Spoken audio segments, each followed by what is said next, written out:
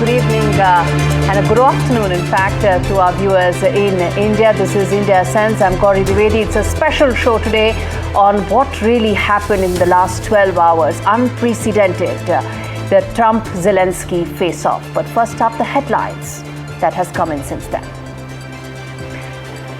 Gambling with World War III, says Donald Trump at the clash inside the Oval Office with Ukrainian President Volodymyr Zelensky.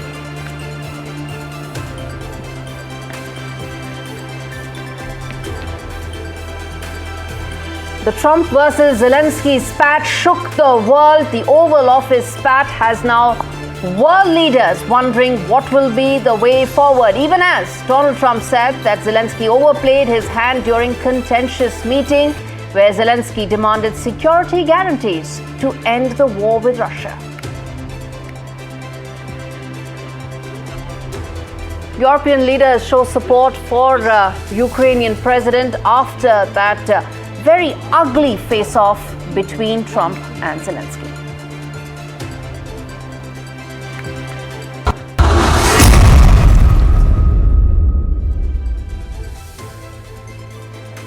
All right, viewers, the last 12 hours have shaken world capitals across the world. In fact, what has really happened is that it was expected that there could be some sort of a gateway to a negotiated settlement between Russia and Ukraine, brokered, of course, by Donald Trump. And the precursor to that could have been the minerals deal. So it was essentially a minerals for some sort of a defense arrangement between Russia, between Ukraine and US, and then followed by a negotiated settlement. All that went off the air completely, out of the window, in that 53-minute press conference where Donald Trump and Zelensky, in fact, got into what was an unprecedented clash meeting. Ukrainian President Volodymyr Zelensky appeared on Fox News shortly after his Oval Office meeting with President Trump and Vice President J.D. Vance. And Donald Trump also, in fact, made some remarks after that meeting. As I said, 53 minutes that shook world capitals, that shook how this entire war is now set to be handled, and more importantly, sets the stage for the remaining part of President Trump's administration. Remember, it's just been 1 month since he's been in Oval Office, and this is how it is likely to be over the next 4 years. Before we go any further, listen in to what both the leaders said after that ugly face-off.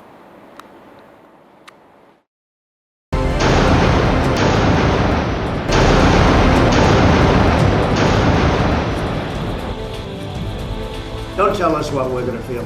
We're trying to solve a problem. Don't tell us what we're going to feel. You're in no position to dictate what we're going to feel. We will feel influence. I'm very serious. You're gambling with the lives of millions of people. You're gambling with World War III. You're gambling with World War III. What Russian President Vladimir Putin couldn't achieve in 3 years of relentless bombardment, Ukrainian President Volodymyr Zelensky seemingly accomplished in a matter of minutes, without even firing a single shot. In a shocking verbal showdown, Zelensky was grilled by President Trump and Vice President Vance, each accusing him of gambling with global peace and not showing enough gratitude for American aid. The exchange began with pleasantries, but quickly spiraled into a no-holds-barred verbal battle. Trump, visibly frustrated, told Zelensky, I'm very serious. You're gambling with the lives of millions of people. You're gambling with World War III. You're gambling with World War III. And what you're doing is very... Meanwhile, Vance, not one to hold back, echoed the sentiment, accusing Zelensky of disrespect. People said they should have. Have you said thank you once? A lot of times. No, in this Even entire today. meeting, you said thank you. Even today. You went to Pennsylvania and campaigned for the... Zelensky, who has fought to keep his country afloat under relentless Russian bombardment, found himself caught in an unprecedented position, scolded by his American allies, questioning the very foundations of his struggle. In just 5 minutes, the biting words from Trump and Vance cast a dark shadow over Ukraine's future, raising doubts about continued U.S. support. Trump, ever the deal maker, made it clear. Either we're going to end it or let him fight it out. And if he fights it out, it's not going to be pretty. Because without us, he doesn't win. But the implications go far beyond this heated confrontation. As Trump unleashes his frustration, it became clear America is pivoting. The once solid support for Ukraine has clearly faded away with the end of Biden's presidency. In just 5 minutes, Zelensky's face-off with the Trump administration may have done more harm, in fact, than Putin's bombs could ever do. As Washington's policy pivots, Europe watches in alarm. They should have an immediate ceasefire. That was the other thing he didn't want to do about ceasefire. A ceasefire could take place immediately. A contract, if you want to end the war, you sign up an agreement. That's going to take a period of time. It takes time. I want it to end immediately. And I think if you had a ceasefire, it would be a ceasefire, a real one, that would end it. But he doesn't want to do that. That's fine. Do a better deal. Okay, so as I said, in the last 12 hours, so much has happened that it's going to impact every country. And what will be the way forward for this 3-year-long war is something that I'm going to now address. So joining me are two sides of the discussion primarily, which is the Russia and the Ukraine. We have got representatives, both women, joining me on the broadcast to really understand where do these countries go from here in terms of the war. Tatiana joins me from Moscow, and Olena joins me, who's in fact former director of the Ministry of Economic Development and Trade, joins me from Kiev. As I said, ladies, so much has happened, but what is very clear right now is that there is no deal on the table. Forget the minerals deal, there is no peace deal, there is no ceasefire. And in fact, going by some reports, it almost looks like that unless now Zelensky makes way for the next leader to come in, his successor, maybe things won't move. At least that's what the Trump administration may be looking at when they said that they want an apology. Olena, let me start by you. What is the mood right now in Ukraine? What are they saying, and what are ordinary people saying about their president and that face-off? Well, the mood right now is the one of unity. Ukrainian people remain united. Because they say that the strength of Ukraine is the strength from within. 40% of this war is financed by Ukraine, 30% by Europe, and 30% by United States. So Ukrainians feel that they need to rely on themselves. That's number one. Number two, of course, this is a negative event that happened in Washington, and we did not want things to go this way. And we would want to, sign the deal and to convince Trump that actually it's impossible to achieve what he wants. And he already sees that it's impossible to achieve the ceasefire, the peace. He already spoke about it. We just don't want him to look for a scapegoat for this failure and decide that Ukrainian president is a scapegoat. It's an issue that Ukrainian president, he's emotional. He probably should have stayed more calm. Olena, I understand it's a difficult time for your country simply because there's now more uncertainty about who's going to fund it, and also if there are no military guarantees from the American side, and if the Trump administration feels that they've been completely taken for a ride by what happened yesterday, it of course means more uncertain times for Ukraine going forward. But the question I want to ask you is, 3 years into the war, when President Zelensky was going into the Oval Office, should he have been better prepared, given the fact that he was dealing with a different administration, they had a different view about this war, and for better or for worse, President Trump has been saying he wants to end it. Do you think President Zelensky should have been better prepared? I, of course, think that he could have been better prepared for this meeting. However, what I also think, and I tell you that Ukrainian people also think that, is that there are some comments that were made in the Oval Office that disrespected Ukrainian people when there were some untruths said about this war by J.D. Vance when he said that he has not been to Ukraine, but he's watching some stories apparently on Instagram. This stuff also was heard, and this is why people sort of understand why Zelensky was reacting this way.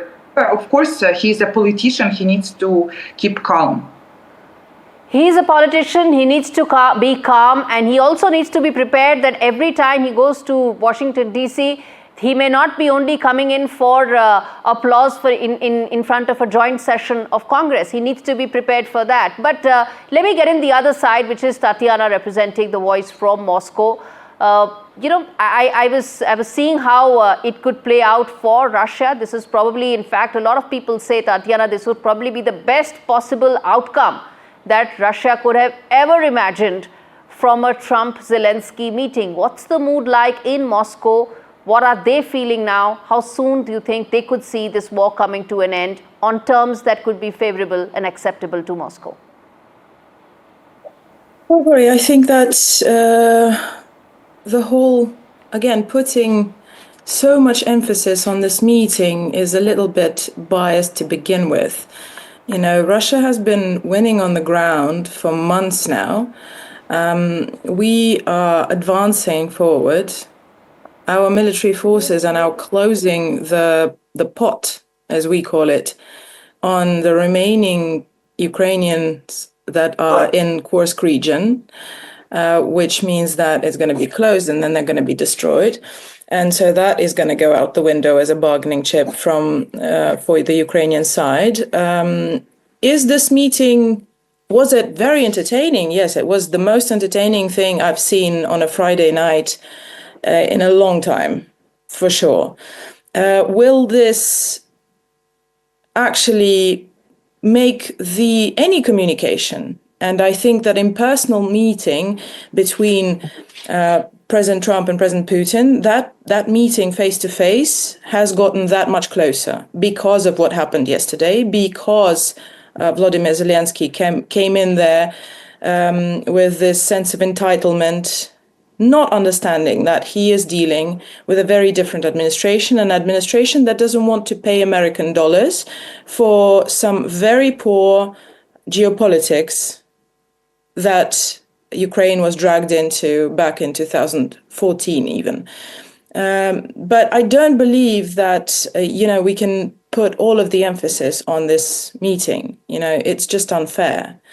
This war is going to end, at least on the Moscow side, is going to end on Moscow's terms. There's no other way. There simply isn't. We have been looking at what's going on the ground for 3 years. I've heard all of it, and I've heard the majority of it right here on Ukrainian TV channels from on Indian TV channels from Ukrainian representatives who are saying, we are going to stay strong. We're going to crush you, and that they keep losing land. Yes. And one other thing that we need to make very clear, Olena's, it's the third time I've heard her say that the US aid is not that significant. It is just simply misleading the audience. The US spent slightly less than the EU, but the EU is not one country. It is 27 countries. Exactly. That's an important point you've made. Yes, there are 27 countries together, and there is US on one side. Thank you so much, both Tatiana and Olena. I have to end this, but it's important to get both sides of this argument. And on that note, we slip into a very short break. We come back with lots more on the other side of this ugly face-off and what this means for the world going forward. Stay with us.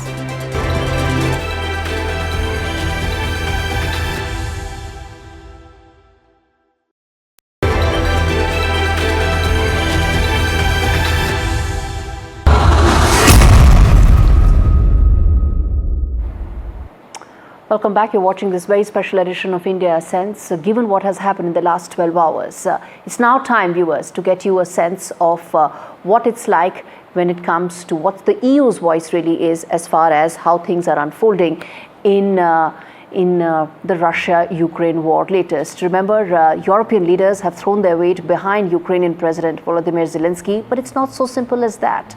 They will now have to pick up the cudgels possibly and take now the next move, because Donald Trump is unlikely to move any forward when it comes to this war with this Ukrainian leadership. So let's get in a word from William Denslow, who's joining me live to give us a sense of what's the view like from Brussels. They've been, I'm sure they must also be watching this in complete horror, William, how things unfolded at the White House. What is the view like in Brussels? Well, the fascinating component as far as European leaders are concerned is that this comes at the end of a week where it was really seen that there were two very successful visits to the Oval Office, first by French President Emmanuel Macron, then by UK Prime Minister Keir Starmer. It was really viewed that those relationships went well. There was a lot of warmth in the room on both those occasions. That warmth seemingly eroded overnight when Ukraine's president made his trip to Washington. So now the question is, how does Europe respond? How does it try and keep Washington on board to continue the US support hand in hand with Europe for Ukraine going forward? That is something that Europeans say is desperately needed. But what we're hearing after that meeting is that Europeans' support and the EU support for Ukraine is unwavering. Donald Tusk, the Polish Prime Minister, says to Volodymyr Zelensky, "You are not alone." French President Emmanuel Macron says that the EU and France was right to sanction Russia 3 years ago. It was right to support Ukraine 3 years ago, and it will continue to do so. Ursula von der Leyen, the European Commission President, says that we'll continue to work with you for a just and lasting peace. William, we are playing out all of those comments on Twitter in the graphics on our screens. But there's something I want to ask you, which is that, when Starmer was meeting Trump earlier this week, there was a question that was posed to him that without US, can you take on Putin? And that essentially now is now a larger, bigger EU issue, that without the US, how does this war move ahead between Russia and Ukraine with just the EU backing it? Can that happen? Or do you think that it would now be time for some of these leaders to now come and intervene and probably, make good on some of their political capital against Donald Trump? Well, forgive me if this tweet is playing out on your screens at the moment, but Kaja Kallas, the Europeans' top diplomat, has said that in the wake of this meeting, it is clear that the free world needs a new leader. She says that it's up to us Europeans to take that challenge. So perhaps the most strong message from any European official after that meeting between President Trump and President Zelensky. Essentially, Kaja Kallas says the EU needs to pick up the reins. A real question is whether Europeans are in a position to do that. We have this meeting of a number of European powers meeting in London on Sunday. Then here in Brussels next Thursday, we have an emergency summit where top of the agenda will be how the Europeans can provide more support urgently to Ukraine, as well as boosting its own defence capabilities. Because let's not forget that Donald Trump and the US administration has railed against the EU and European allies in NATO for not doing enough when it comes to defence. So Europe was already facing pressure to ramp up its defence production, its defence spending, and that heat has been turned up even higher. William, what Kaja Kallas has said, we did put that tweet out also, and that's very significant, because what that means is that this is going to now push for maybe those long pending, long delayed elections in Ukraine, new leadership to come in place, and maybe, of course, a complete reorientation of how this war has to now be dealt with. Thank you so much for speaking to me. And well, we cannot end this broadcast till the time we have a view from Washington, because at the end of the day, this not only happened in Oval Office, well, this war will not end unless and until the Trump administration is on board. And one has to agree, for better or for worse, Ukraine has very limited cards, if at all it does.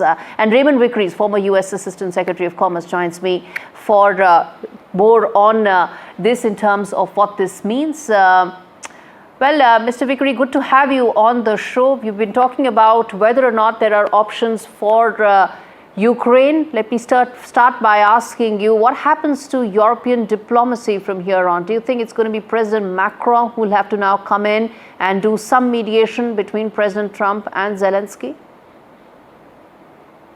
Yes, I think that France, the United Kingdom, Germany, Poland are going to have to try to pick up the pieces, and they've already started that. This America First business, really is a rejection of Europe, and it goes back to the old great power view of the world. The great powers can resolve things and have their own spheres of influence. You don't have to worry about a UN charter. You don't have to worry about non-aggression, rule of law, those kinds of principles. It's just a might makes right approach. That led us into war in the 20th century. It will lead us to war in the 21st century unless other more principled democracies now, like India, will step up and help fill the void which has been created. And this peace is indivisible now. Eurasia is one continent. India is a part of that continent. The idea that this was a European problem and could be set aside is just wrong. China's looking at it, and we all have a stake in it. Indeed. And, then this brings me to ask you about the US-Russia relationship. Of course, for President Putin, this could have been the best possible outcome out of that meeting. But where does the relationship between the two countries go from here? Well, there's no question that we need to open doors with Russia. But we've had a period after the end of the Cold War in which democratic forces in Russia were allowed to participate, and we made great progress. We have to be able to get back to that. I have no objection to talking to whoever it is, including President Putin, to be able to resolve problems and get back to peace. War doesn't benefit anybody. But you can't just say, look, no matter what you've seen, there was no invasion by Russia of Ukraine. In fact, there was. I'm afraid I'll have to leave it there, Mr. Vickery, because time is also of essence, and that's pretty much the case when it comes to this war as well. As we wrap this up, viewers, there's just one thing I want to say, which is that people say there may not be a deal. I think this is when there will actually be a deal, because the pressure is now going to be on President Zelensky to make way for a new leader. Thank you so much for watching this special edition of India Sights.